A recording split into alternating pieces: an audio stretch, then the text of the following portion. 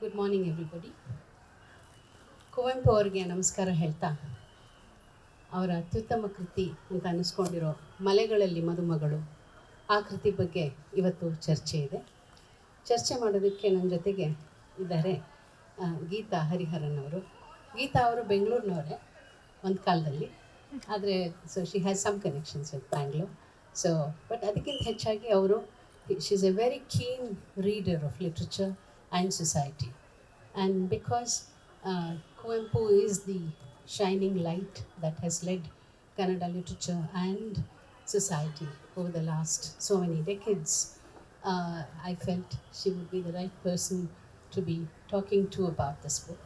So I will be presenting the book from this end as a translator, and she will be presenting her views as a reader of that translation from the other end.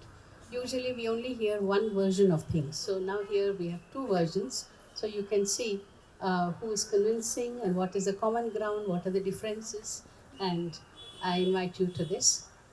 And in some ways I feel these trees are a good ambience for the discussion of this text, which is Bride in the Hills. The hills here are the wooded hills of Sahyadri, not just your hill, in any other. It's a wooded, forested kind of hill. So some vague resemblance to that. So I'll begin by telling you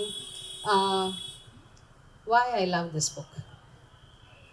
There are several reasons, and maybe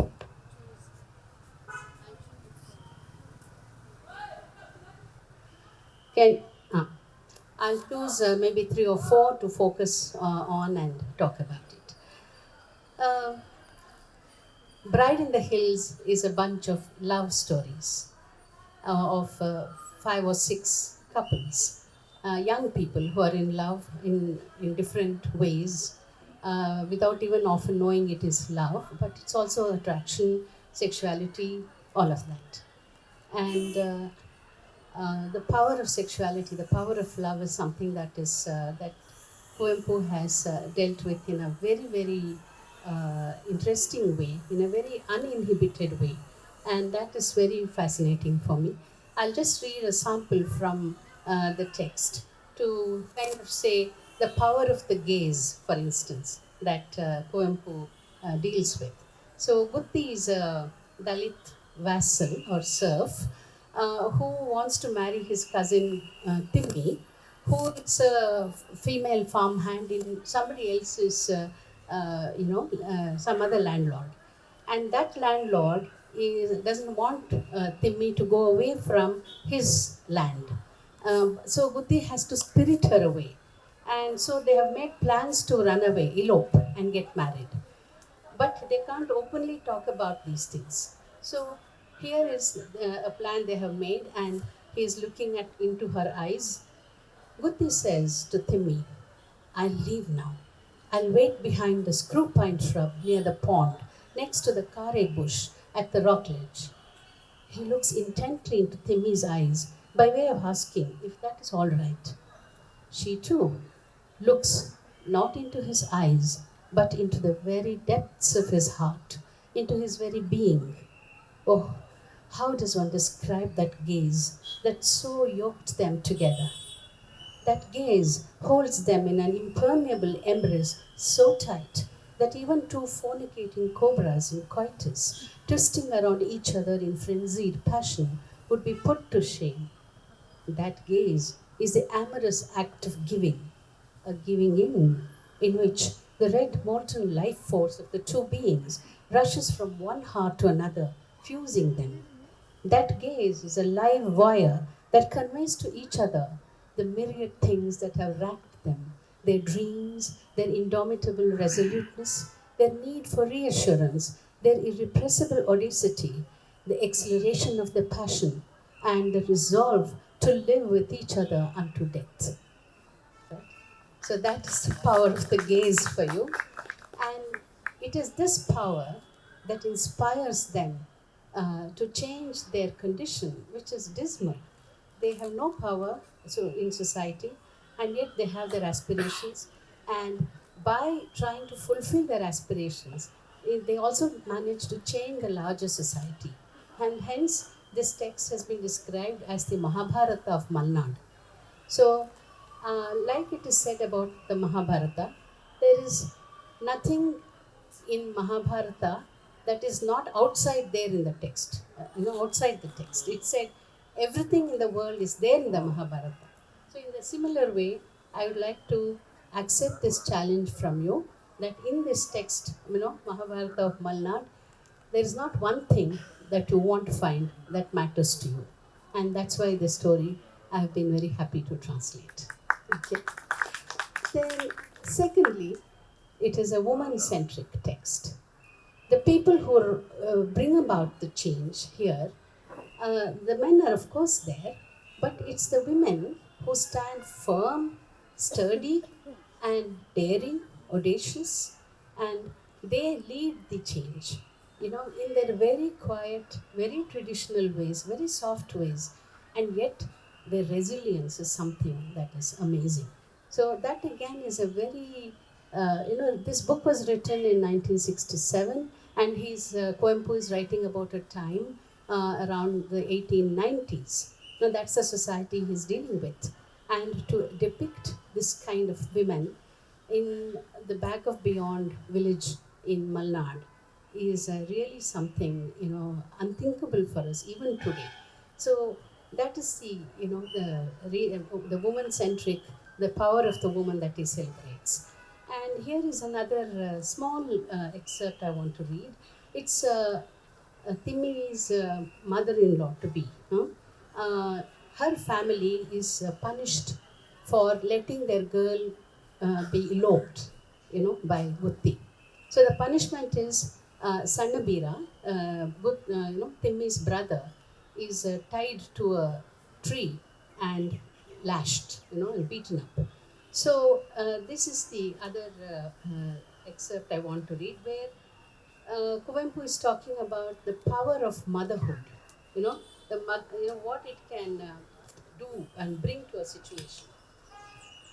Feeling his son's pain intensely, Dodabira, that is Timmi's father, Sesi is her mother. Dodabira falls at the Gauda's feet, wailing, "Ayo, my master, save my son." Meanwhile, Stacy, who has rushed out of her hut, is watching her son's fate from a distance, a mute witness. When Idarasabi continues with his lashing, propelled by her grief, Stacy flies toward the post, ululating and beating her chest. She snatches the switch from Idarasabi's hand and flings it aside, pushes him away with all her might, and then hugs her son tight, gently inclining his drooping head on her shoulder. Whatever happened to the big-built, mighty, and cruel Ijarasabi? An expert hand at meting out such vile punishments. When the war-stricken Sesi rushes at him and snatches away the switch, he lets go, feeling suddenly faint, as though he is drained of all energy. When she pushes him aside, he backs off unresisting and stands petrified. Even the lowliest woman, no matter if she is a Holati or a poor woman, with nothing special to commend her, can become elevated to the highest realms of immensity because of her anguished motherhood. In the presence of a mother's rage born out of grief, Ijarasabi feels intimidated as a strange fear fills his being.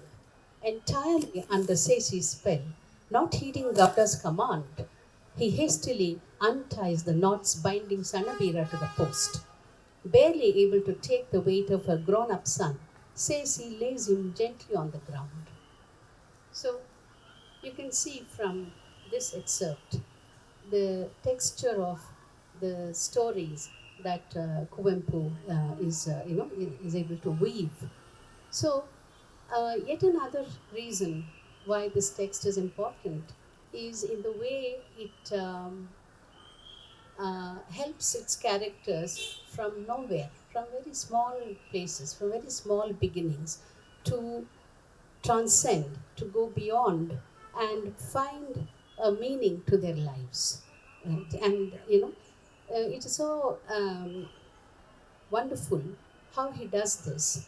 Like he kind of he's talking about identities being very important. He's support Gutti is a Dalit, and the saga of this Dalit person is the central thematic of this novel.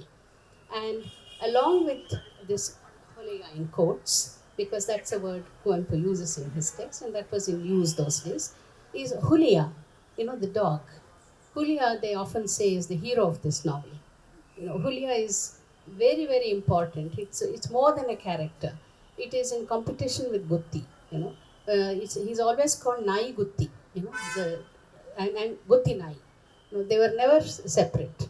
So in fact, they're so inseparable that there was a time in the translation process when he said, should we use it as a reference pronoun for the dog, or should we call him he?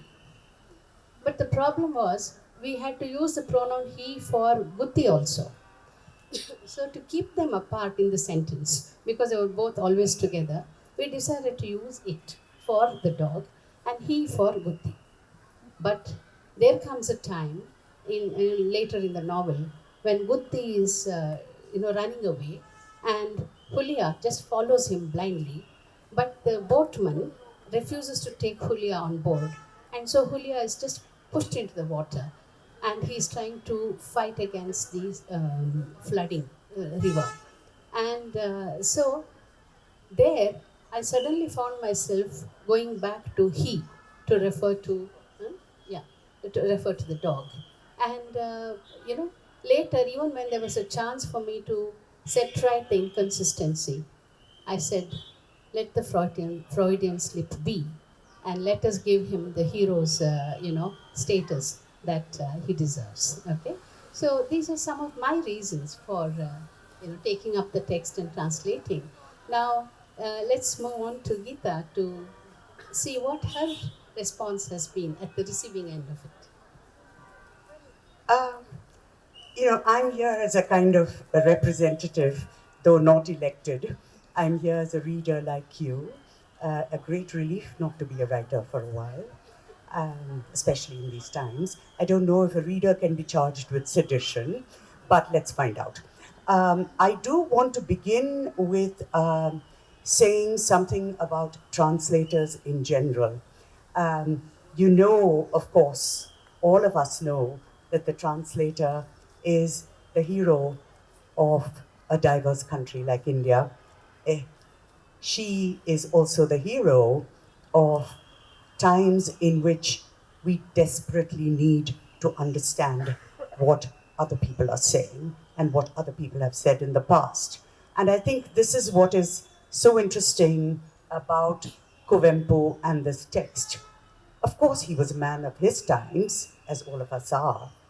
But the real point is the text is still relevant. So it's not as if you are going into a museum and reading about a strange time and strange people. Yes, it is a landscape which is different from what we know. It's a physical landscape. It's weighed down with sensory detail, from the copulating snakes to the kind of meats that are eaten, to the way the forest is. The forest is a character. There's a lovely bit of translation where the forest, as dusk begins to fall, it wraps the oncoming twilight like the Seragu. You have to forgive me, despite my alleged connections with Bangalore. Of course, I really am not a Kannada reader. I can speak exquisite Kannada off the streets, sort of like my Bambaya in Delhi. But that is, in fact, the beauty of coming to a text like this. Because here, you see what it is to live with multiple languages and multiple registers of a language. So there is no such thing as a pure homogeneous Kannada. News for all of us. There is no such thing. There are different registers. There's Urdu, there's Malayalam, Language knows no borders. Language knows no community. So this is what it is, yet there are specific details. So I want to thank Vanamala for being part of the uh, band of translators who we should honor as much as we do writers, because we would not be able to talk to each other otherwise. If I may say a couple of other things about Kuvempu.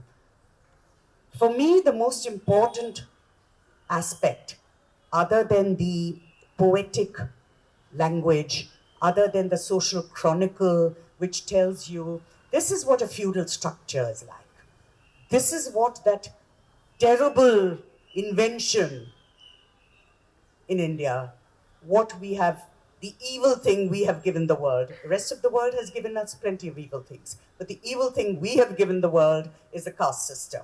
And let's never forget it. And here is a classic which shows you on a day-to-day basis how caste plays out for men, for workers, for women, for land relations, and so on. So that is there. What is striking is when you're reading something from the past, there are two ways, two screens before you. One is how different it is. Now we have a constitution with its promises. That is the difference. The other screen says, my God, the more things change, the more they remain the same. All these years, he's writing about the 1890s. And where's the change? This great country, I heard a little bit of the last session where we are sort of supposedly marching forth to a liberal India. I'm sorry, I know I'm myopic, I don't quite see it. So this is what makes Kuvempu relevant. And I was delighted when I read the book. I came across my friend Rajendra Chenni's wonderful essay on Kuvempu, where he reminds us that Kuvempu was asked to speak to young students. And he pointed out that don't believe anybody, don't believe us either, just because we say something is tradition, just because we say something is old, it's existed since the year dot. So who are you who was born yesterday to come and question it? Don't think that. Use science, use reason, ask questions. So this message of Kuvempu, everybody in Karnataka, everybody who reads Kannada, everybody in India should be proud that there was this voice of reason and that there is this voice of reason come to us through translation to tell us, listen, use your reason, use your imagination, and you'll have a better society.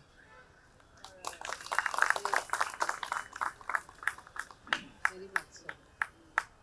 As a novelist, can you comment on the way in which Kuvempu has constructed this particular novel? There's a reason why I ask this question.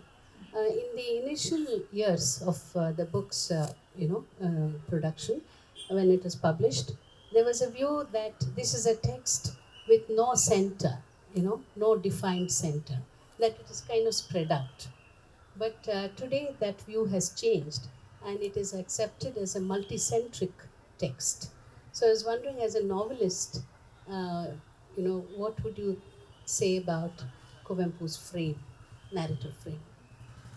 Well, a young man introduced me as an academic, and the big difference between the academic and the novelist is that we may know the rules occasionally, but we were put on earth to break the rules. And Kuvempu has permission to break the rules twice over because he's basically a poet. And maybe you young students have heard of something called the poetic license, which you must use to your advantage very often. So here is a poet writing prose. Clearly, You expect something a little more complex, a little wider, a little deeper than a theorem. Not to be insulting to mathematicians, but uh, as a novelist, he brings in poetry. Yes. He brings in the kind of overload of detail which is possible in a novel. You know, you will very often see on the back of a novel some person sort of being polite and saying, beautifully observed. If you've wondered what that means, that's what it means. A great deal of detail, you know, and but all of it has to hang together. And the wonderful thing about the contemporary novel is that it doesn't have to say message, message, you know, it's not moral science. It's not that boring civics course we used to have as children. So the act itself is what is the point. The act itself is critical. Just by choice of detail, by not keeping quiet about certain aspects of experience or certain parts of society, he is dissenting. Yeah. Hmm? Very So much. that's what I admire in him as a novelist, that he's able to bring together genre. He's able to sidestep the need for an easy, lazy structure because he's got this wide swathe like an epic into which you can fit almost anything. It's like a hold all. We used to have something called a hold all when we went on long train trips. So it's like that. Yeah.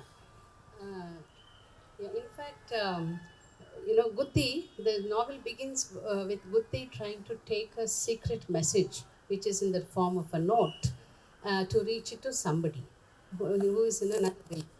But on the way, he meets so many people. There are many hurdles, and he meets so many people. And by the time it reaches him, so the novel is kind of telling you the lives of all these different places and people. And that's why we have even provided a list of characters in different places, a map to show how Gutti travels, so that you can keep track of where he is going and who he is meeting. And there are more than 77 characters, and it is Kuvempu's greatness that with each character, there's a trait, even if it's a small character, like a Beery the cat. Okay, even about that, there's a small detail. So there are no stereotypes in this book. They're all real people, real animals, real hills and trees and so on. Therefore, Devanur Mahadeva says at one point that wherever you touch, this narrative breathes. There's so much life, such a plenitude of life that at no point is there a sense of boredom. There could be some confusion about who is related to how, but once you sort out that in your mind, I think it's a very worthwhile journey. And I just want to kind of very briefly mention how Kuvempu believed that no one is important, no one is unimportant, and nothing is insignificant in life. There is a certain sacredness to life that he believed in, and he celebrated this kind of transcendence, a certain elevating of oneself, in that possibility in everybody, that potential in everybody. And he even sang this song, you may have heard just a couple of lines from this. Um, ರೂಪಗಳನ್ನು ದಾಟಿ ನಾಮಕೋಟಿಗಳನ್ನು ಮೀಟಿ ರೂಪಗಳನ್ನು ದಾಟಿ ನಾಮಕೋಟಿಗಳನ್ನು ಮೀಟಿ ಇದೆಯ ಬೇರೆ ಭಾವದೀಟಿ ಓ ನನ್ನ ಚೇತನ ಆಗು ನಿಕೇತನ ಓ ನನ್ನ ಚೇತನ. This is two lines from his very famous poem. So I want to just read a very short excerpt when uh, Gutti, this Dalit character who is lowest down there, manages to sort of see something. Yeah, yeah, yeah, yeah. It's a very short passage. I think we can. Uh, do you have something more to say on this? Yeah, yeah. So when he's just running away, he's very helpless, and any thought of his wife, his girl Timmy, makes him really, really very nervous. All of a sudden, the thought flashes across Guti's mind. If he hadn't been a Holaya from that wretched low class, would he have to face this fate? What if he belonged to some other caste? Gauda? Vaishya? Brahman? No way that's possible. Not in this life. Or could he have been a Muslim? Or a Christian? No way, he mutters, rejecting a possibility that crosses his mind, etc. And then he comes to this point where, you know, Gutti uh, then stops crying, taking a deep breath as if he's drawing in courage. Gutti sits up and, and pleads with God in his own crude way, but full of ardent feeling and devotion. His God is as complex in nature, being embodied and disembodied, taking this form and that. His God is all of it, yet none of it, except for being an entity filled with Guti's feelings, just the sum total of all of Guti's ardent feelings, enough to make any Vedantin's philosophy shudder. But surely the heartfelt prayer of the Holaya, an expression of his fervent appeal, seems to have reached the lotus feet of God. From the hilltop now, Gutti could see some light far below, near the base of the hill. He starts walking down towards the source of light. Sum it up in one sentence. I think really what the session, what Vanamala has read, what Kuvempu is saying, really alerts us to a very, very important point that all of us are entangled with the past as individuals and as a collective. These are times when we hear about the past all the time. It becomes really important for us to figure out what do we want to take from this past. Do we want to take vainglorious inventions that the rishis invented the Concorde or something? Or do we want to look at these eloquent, poetic, honest, truthful portrayals of our past which leak into our present? But we have the ability to change it. Thank you.